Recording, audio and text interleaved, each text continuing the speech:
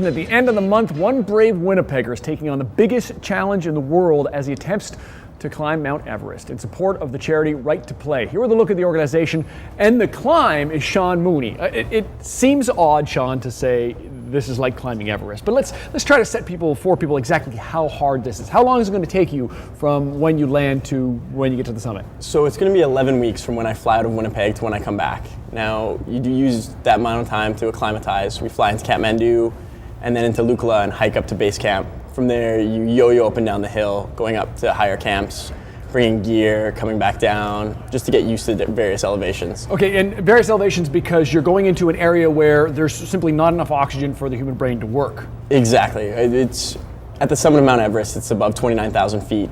The saturation levels of the oxygen in your blood are going to be so low, you can't really survive up there for very many days in a row. So you try to, get as used to it as you can. Right. In the few weeks preceding it, then make a quick push to the summit and come back down. As quickly as you can. Exactly. Because what you're doing is extremely dangerous. Do you wrap your head around how, I don't want to scare your mom, but there are people who simply don't come back from Everest.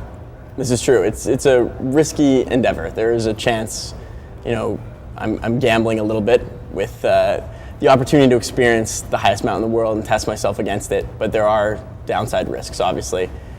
The worst being fatality. But nothing ventured, nothing gained. So why do it then? It's the question that mountaineers have been answering forever. Why?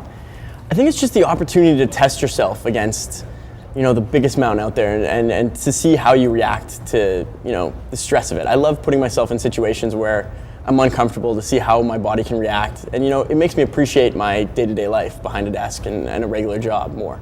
Sometimes they need things like that to remind you that you're alive. You've also been, although you're an experienced climber, training as hard as you can. What have you been doing physically to get yourself ready? For sure. So I lived in London for the past few years. They have an altitude center there, so you can simulate altitude training. You go into a room, an enclosed room, and they kind of pull out some of the oxygen. So they take you to 3,000 and 5,000 meters, and you do workouts on treadmills and bikes. And since I've been back in Winnipeg the past few weeks, I've gone back to my gym I used to train at here, Elite Performance Centers.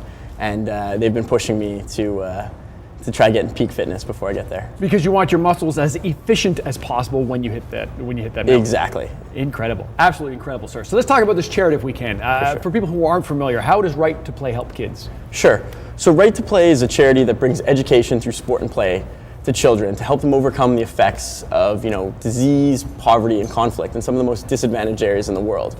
So I grew up playing soccer. It shaped my life, my personality. It's the best friendships I made, the best life lessons I got.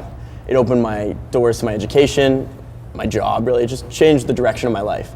And when I was a late teenager, my parents made a donation for my birthday to Right to Play, and it was the first time I got introduced to the charity. And the idea to bring that to some other kid who's in a situation much worse than a very privileged child growing up in Winnipeg is so nice, and it's a great opportunity. I'm really happy to partner with them. It is simply an amazing organization, and donating to Mr. Mooney's cause is really quite simple. Just click on the link, go to breakfasttelevision.ca. The nice thing is, because you're an international guy, you can actually donate to the Canadian portion in Canadian funds, which makes it really easy. All those links are on breakfasttelevision.ca. I'll say it for your mom. When you come back with all your fingers and toes, will you come back and give us an update? I would love to. Absolute pleasure, man. Thanks a lot. Best of luck. Appreciate it. Going to take a break. Still plenty to come today on BT. Climbing back up to the mountain.